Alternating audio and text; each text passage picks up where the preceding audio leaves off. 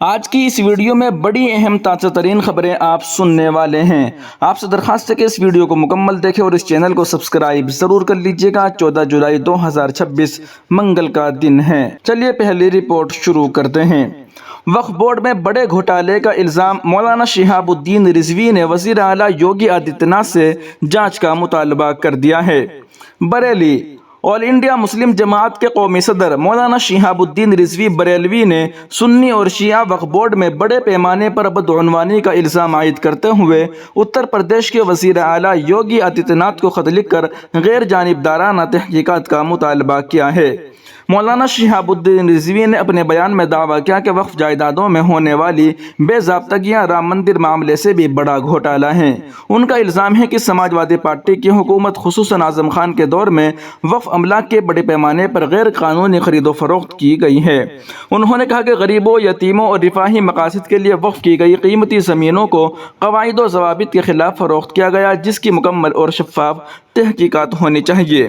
مولانا شہاب الدین رضوی نے وزیر اعلیٰ سے اپیل کی کہ پورے معاملے کی غیر جانبدارانہ جانچ کرائی جائے اور اگر کوئی قصوروار پایا جائے تو اس کے خلاف سخت قانونی کارروائی عمل میں لائی جائے۔ وقف بورڈ اسکیم، وقف کی پرتیں کھلی تو دیش کا سب سے بڑا زمین گھوٹالہ سامنے آئے گا، مولانا نے سی ایم یوگی کو لکھی چٹھی۔ آل انڈیا مسلم جماعت کے راشٹری ادھیکش مولانا شہاب الدین رضوی بریلوی نے مکھیہ منتری یوگی آدتیہ ناتھ کو پتر لکھ کر سنی اور شیعہ وقف بورڈوں کی نسپکش جانچ کی مانگ کی ہے۔ اتر پردیش کے بریلی میں ایک مولانا کے بیان نے سیاسی ہلچل تیز کر دی ہے۔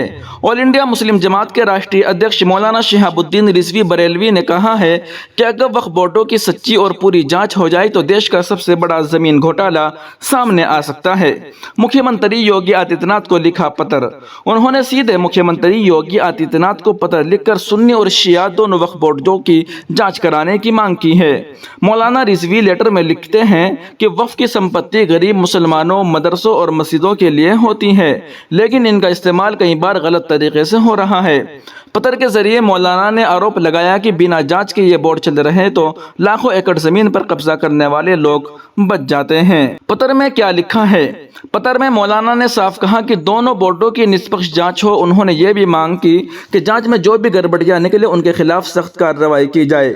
مولانا نے کہا کہ صحیح جانچ سے صرف غلط کام کرنے والوں پر شکنجہ کسے گا اور وقف کی اصلی سمپتیاں صحیح مقصد کے لیے واپس آئے گی۔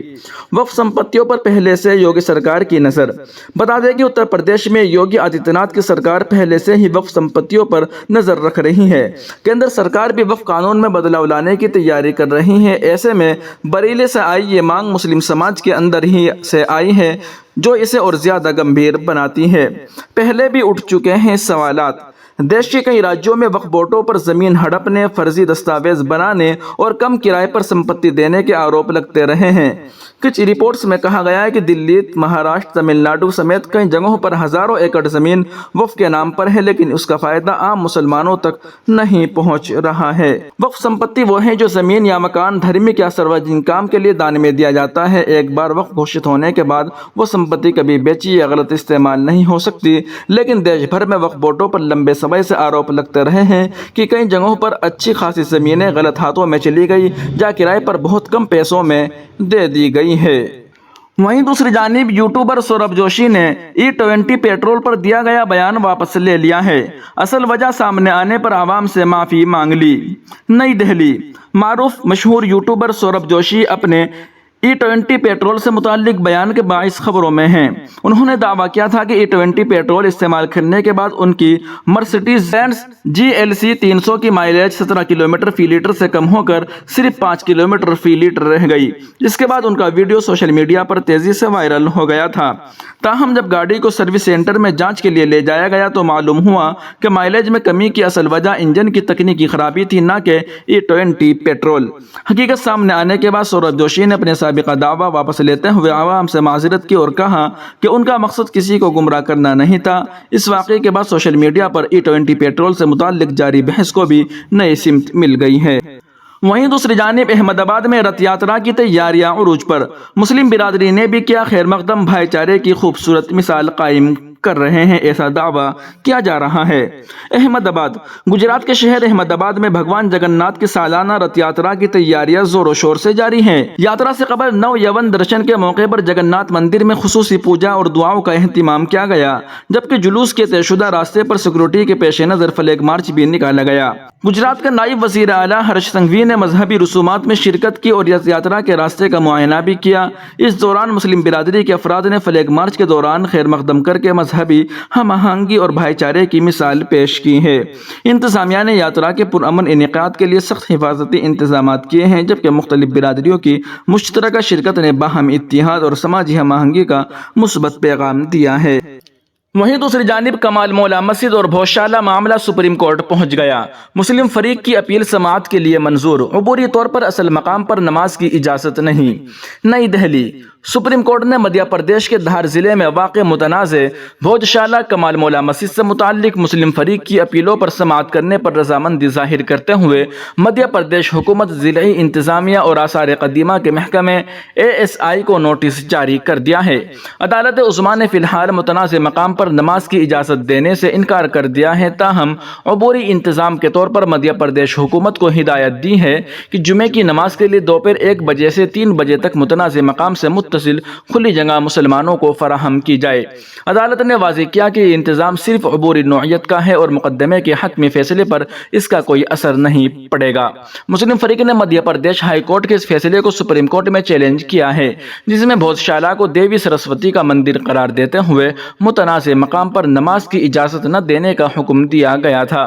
سپریم کورٹ نے معاملے کی آئندہ سماعت کے لیے فریقین سے جواب طلب کر لیا ہے۔ وہیں گیانواپی شاہی عیدگاہ اور سنبل جامع مسجد تنازع، ہندو اور مسلم دونوں فریقوں نے سپریم کورٹ کی ثالثی سے کر دیا ہے انکار۔ نئی دہلی، وارانسی کی گیانواپی مسجد، متھرا کی شری کرشن جنم بھومی شاہی عیدگاہ اور اتر پردیش کی سنبل جامع مسجد سے متعلق جاری تنازعات میں ہندو اور مسلم دونوں فریقوں نے سپریم کورٹ کی مجوزہ ثالثی میڈیشن کے عمل میں شامل ہونے سے انکار کر دیا ہے۔ اطلاعات کے مطابق سپریم کورٹ انتظامیہ نے حال ہی میں سپریم کورٹ سپریم کورٹ سمادھان سماروہ 2026 کے تحت تمام فریقین کو باہمی رضامندی سے تنازعات حل کرنے کی تجویز بھیجی تھی۔ اس منصوبے کے تحت 21 سے 23 اگست کے درمیان خصوصی لوک عدالت کے انعقاد کی تجویز تھی، جہاں بات چیت کے ذریعے حل تلاش کرنے کی کوشش کی جانی تھی۔ تاہم تینوں مقدمات میں ہندو فریق کے عرضی گزاروں اور متعلقہ مساجد کی انتظامی کمیٹیوں نے سپریم کورٹ، ریاستی اور ضلعی قانونی خدمات اتھارٹیز کو مطلع کر دیا ہے کہ وہ ثالثی کے اس عمل میں شریک نہیں ہوں گے۔ فریقین اور ان کے وکلاء کا کہنا ہے کہ عبادت گاہوں کی ملکیت، آئینی حقوق اور عوامی مفاد سے جڑے ایسے حساس معاملات کا فیصلہ صرف عدالت ہی قانونی بنیاد پر کرے۔ دوسری جانب مسجد انتظامیہ نے بھی کہا کہ وہ پرامن حل کی حامی ہے، لیکن ان مقدمات کو ثالثی یا لوک عدالت کے ذریعے نمٹانے کے حق میں نہیں ہے۔ ناظرین و سامعین، ان اہم رپورٹوں کو آپ سن اور دیکھ رہے تھے محسن اسلام یوٹیوب چینل پر۔ تمام تازہ ترین اپڈیٹ حاصل کرنے کے لیے بھی ویڈیو کے نیچے سبسکرائب والے آپشن پر کلک کر کے اس چینل کو سبسکرائب ضرور کر لیجئے گا۔ السلام علیکم ورحمۃ اللہ وبرکاتہ۔